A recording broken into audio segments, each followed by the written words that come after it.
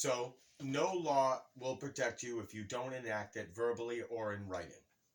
So if you don't know to enact all laws, which is one, I reserve all rights delegated by God and protected by the Constitution and recognized under the UCC 1-308 without prejudice. Also enacting my right of the Declaration of Independence, which is another living, breathing document of where I do not consent to contract you. For governments are instituted among men. I am a man, okay, the people, Article 1, Section 2, okay, of the several states. So I'm a separate state. I'm actually a private nation within a nation, okay, sovereign, all right, and that means, and also any actions commenced against me may be in violation of USC 18, 242, and 241, deprivation of rights under color of law and conspiracy to go against my rights under color of law. Also, USC 42, 1993, which is also an action against my rights and can be suitable against the officers or anybody operating under color of law in a civil lawsuit, which can also cost them penal damages up to $1,000 or even 10 years in prison. And so that's key to know. So now I just enacted that. I just enacted these by now saying this. Okay. So then, when you're in a courtroom situation, you're trying to let them know that now you're reverting everything back to the Constitution, which is the supreme law of the land. So there's two kinds of laws that one could break. Contract law, which falls into civil, and then tort law, which means that there has to be a body of evidence. You killed somebody, you stole something, you damaged property, you hurt somebody, you did something that injured another party. That falls into a tort crime. Intent is also important. You need to mention that you were not intending to commit a crime when they accused you of doing a crime, okay?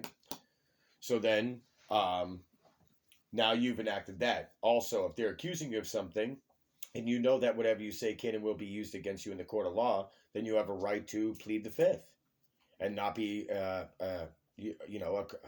one who accuses his own self of a crime or a witness against his own self in any kind of testimony or case.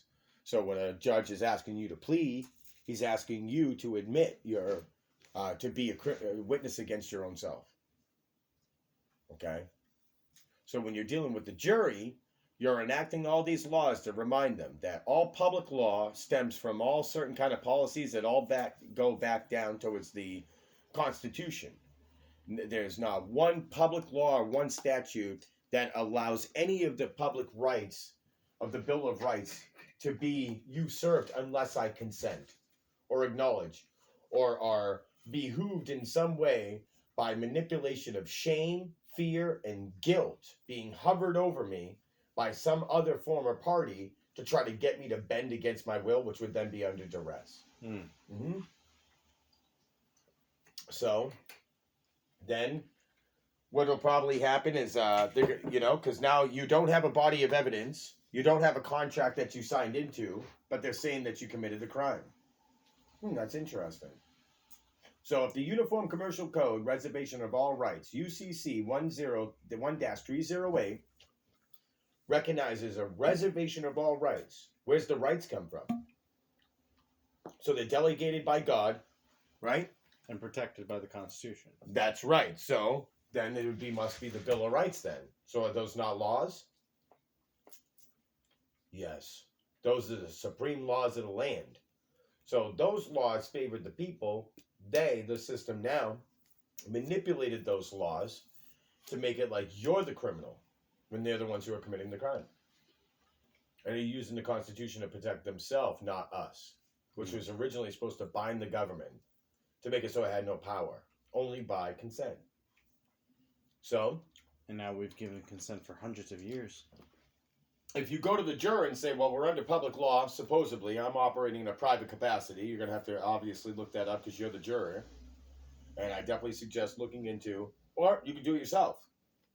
Look up in the American jurisprudence, as well as a couple of other law doctrines of what it means for the definition of a private individual, private capacity, private, okay, several states. The word individual, as opposed to the word person, and corporation. And also citizen, which is the 14th Amendment. Show them this. Dude, this is going to expose everything. Yes. Which is going to make them so. So here's what I'm trying to say. If you have a uniform commercial code that was built off everything which was the essence of the Constitution itself, that means that everything that you're saying from policy or I broke this law, not really when you start to back it all up and you looked at everything's back to the constitutional rights, that's gonna fold everything. That's gonna show that the jury's gonna be like, this guy hasn't broken any laws. In fact, by his Fourth Amendment, he has the right to be the people, to be secure in their persons, papers, and effects, because I've already mentioned Article 1 and Section 3, which is talking about we the people in the several states. Well, now I'm a Fourth Amendment citizen then. What's the Fourth Amendment? We the people, to be secure in our papers, persons, and effects. Yeah. So actually, I have every right to drive down the road either as a person, which is an agent of the government, or to be a free capacity as an individual. Travel. That's my right. Is your right. It is. So that means that I could be operating at any capacity and you have no idea what agency I'm operating into because the Fourth Amendment right has the privilege to do that. The right to do that, not the privilege. So if the Fourth Amendment right gives me the right to be secure in my people, persons, papers, and effects, when that individual stopped and accosted me and estoppeled me for no real actual apparent reason except for just to investigate something, he was actually committing a crime against me and violating my rights. Then And violating the Constitution. Absolutely. Right. Which he was supposed to protect. Multiple times. Yeah. I mean, I even asked him. Well, I asked him, did you swear an oath? And you saw when they were coming to me and then try to like play this authority game over me. I don't fucking think so, dude. Back the fuck off. And then they saw exactly who they were dealing with. And then they left me alone. All right. And they were trying to play authority figure over me. You know, men in costumes. So take note that they broke the Constitution by having their emergency lights on without having an emergency. They ripped me out of my vehicle and well, no. What else were they breaking? Deprivation of rights under the color of law. Conspiracy to go against my rights under the color of law. And use private property in the Fifth Amendment without private property for public use without just compensation. Yep, Fourth Amendment and all that. I just want to make sure I write all that down. So they got you under duress. So everything's being recorded. Yes. So you know, the officer really truly did not do any kind of his own real true protocol. It seemed more like a mafia and a Gestapo the way that they were acting. What's that? You guys are nothing. Trash. You don't have rights. Oh, you want to call the judge? Oh, we hung out with him last Friday. That's literally what it felt like. Yeah. You know? I hope other people like the jury get the same exact impression. Because you never know, the jury could get pulled over by douchebag Doyles. Officer State Trooper Doyles, and then the other guy that I get his name because I interrupted him instead of getting his fucking name.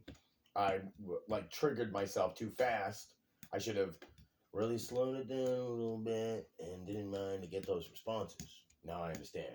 I need to settle down and let them hang themselves.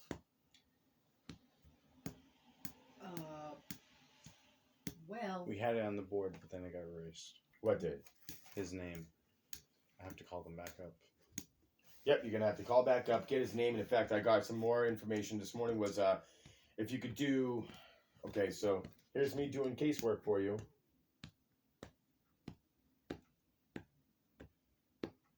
Here's my question. So, yep, thanks for your advice. Thanks for your advice.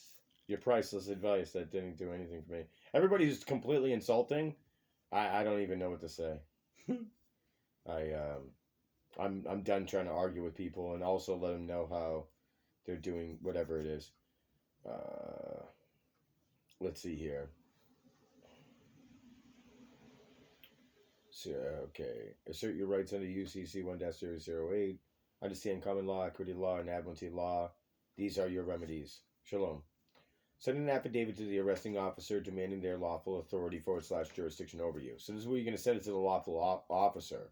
Also, remember, getting a hold of his insurance company, filing a claim against them, and knowing who that is. And that way, if you start to go after them for the violation of your rights, that's who you're going to sue.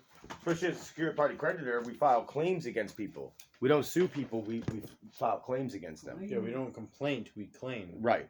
So then it says, and send a default notice after the 21 days notifying them of their default. So then I was going to look up what a default notice was. So,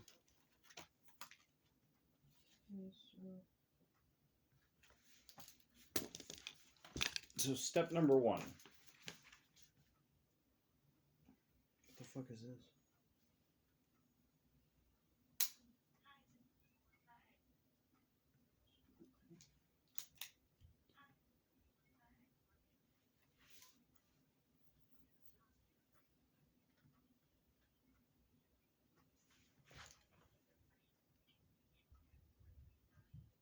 Okay, I should probably stop it now.